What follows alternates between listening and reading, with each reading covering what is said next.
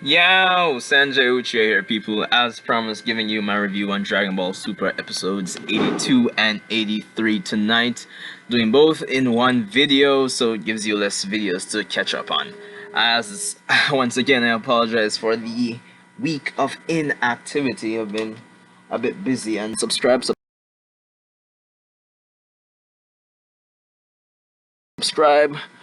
share this video out, like, comment, eat some meat, I don't know, something like that. But getting into it real fast. These two episodes are pretty decent. Well, then again, I can see a lot of people saying they preferred episode 82 over 83. Perhaps, I guess it's kind of 50-50. But for episode 82, first off, I'd say it's pretty decent. I felt that in the most of the first half kind of felt dragged, like they were dragging it on. That's one of the major flaws I saw with episode 82. The art it was still, I mean, I think there were one and two weird shots, but overall the art it's pretty consistent. Staying up there since the start of the universe survival arc. I don't have any major complaints on that. The fight itself between Toppo and Goku, I think it was really exciting to say the least, especially towards the end when Goku became Super Saiyan Blue. But even in the beginning, it was. I mean, from a characterization standpoint, I can see some people saying, well, Goku's back talking or he's smack talking Toppo, but I don't think it's anything new for Goku. I mean, at the start of it, we have some dialogue between the two of them, and Goku's kind of joking around. Or, I guess I wouldn't really say sarcasm. He's like, more like, okay, so if you're a warrior of justice, that means I must really be the bad guy then. Or the other way around. If I'm the bad guy, you must be a warrior of justice. So it's kind of interesting. It kind of feels like Goku has become this savage, savage beast that doesn't really care about anything else apart from fighting at this point.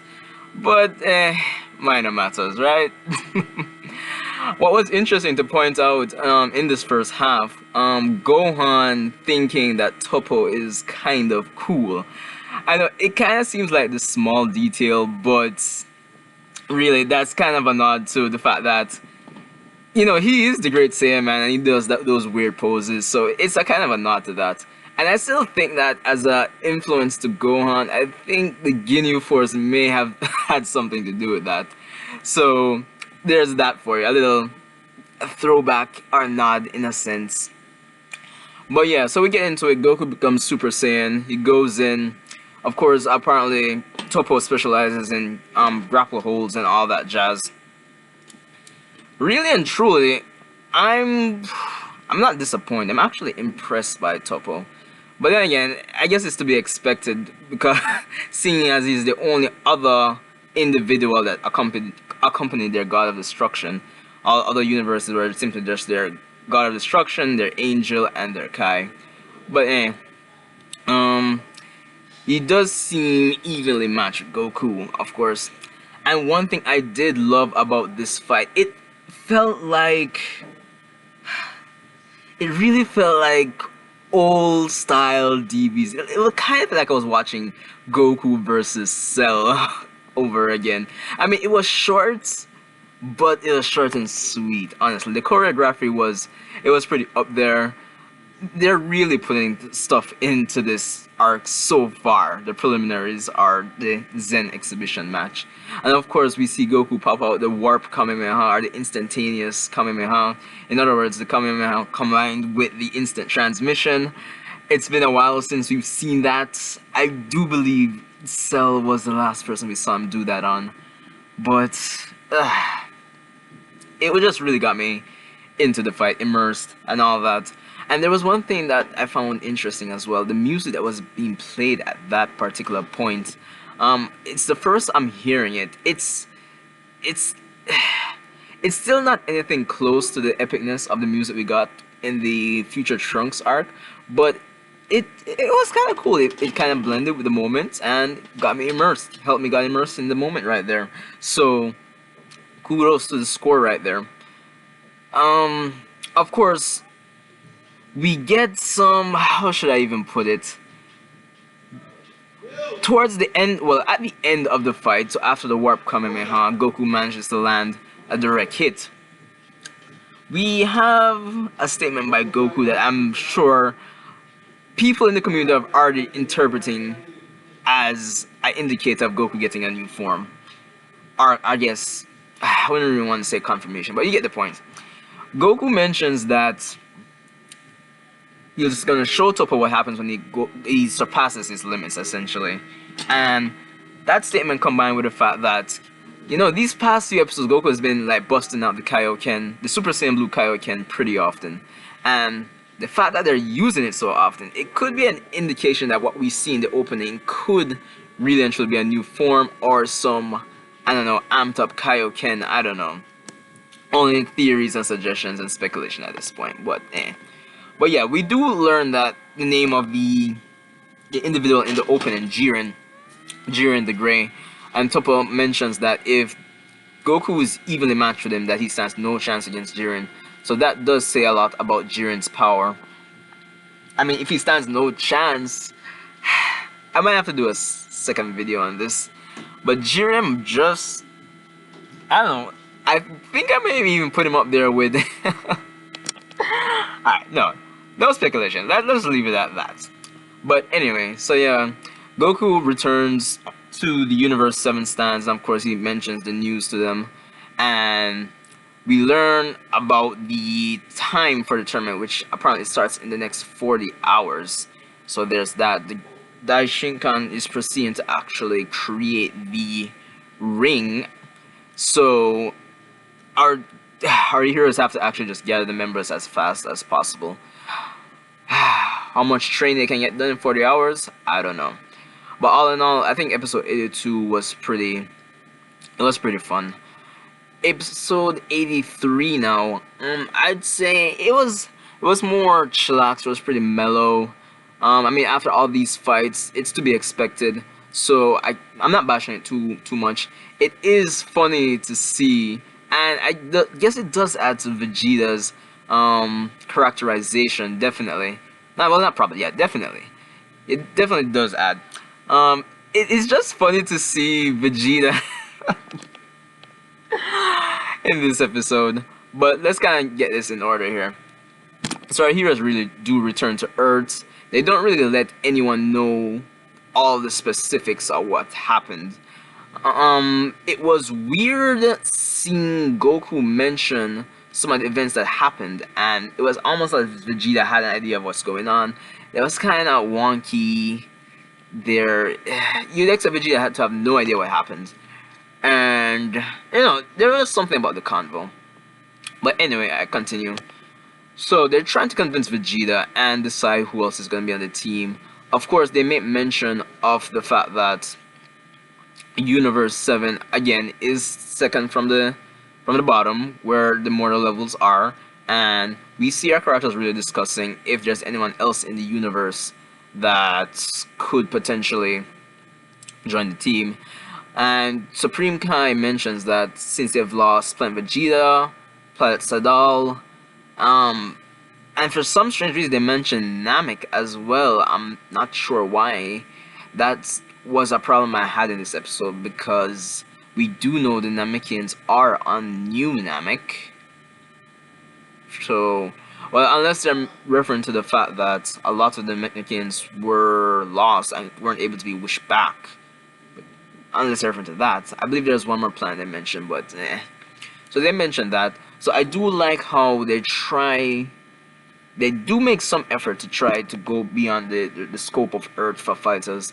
But obviously, at the end of the day, we do know all the fighters will be from Earth.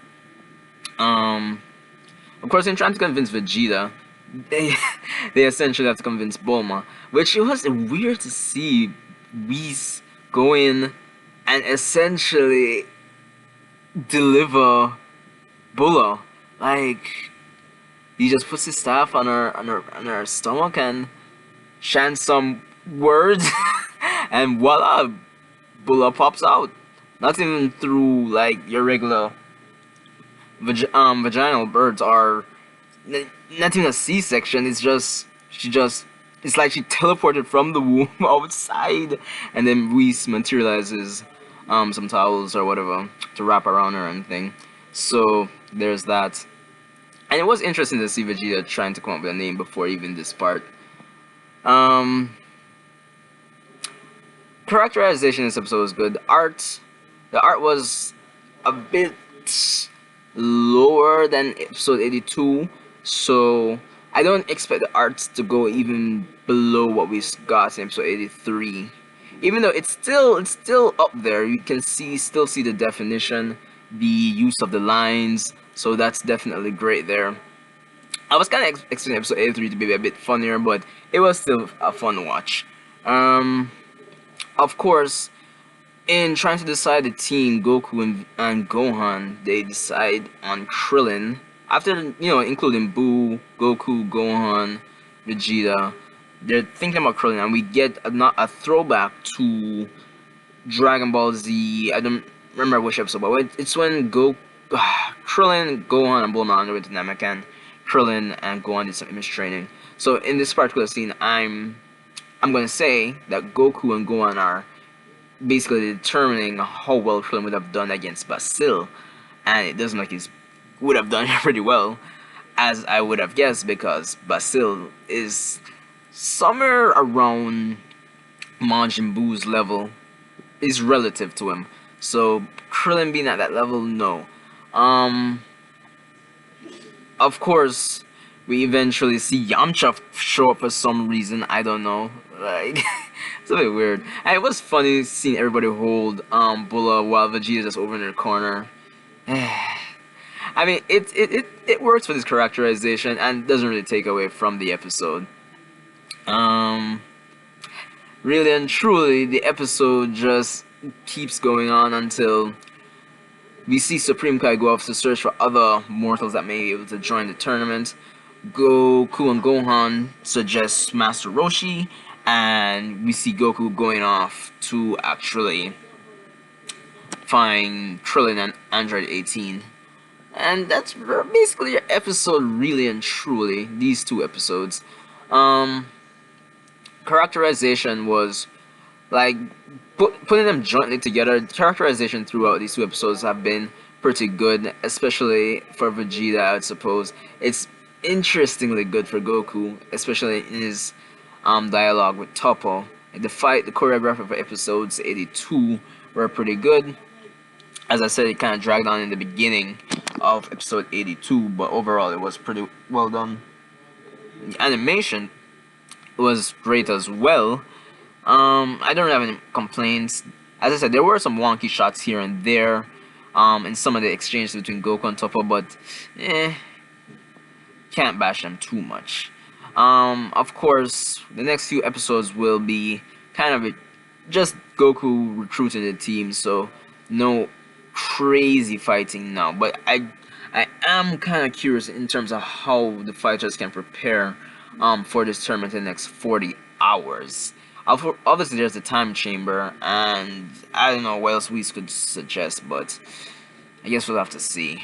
All in all, that's basically it, people. Rate, comment, subscribe. Let me know what you thought about this review. Kind of all over the place, I know, but bear with me. I'm kind of catching up my drift or my groove after a week of inactivity. If you haven't checked out my Samurai Jack review, I reviewed episode 2 of season 5. I'll be reviewing episode 3, which is tonight, but I probably won't post that till tomorrow morning, so look out for that as well. Hope you guys had are still having a great weekend, and I'll see you in the next one.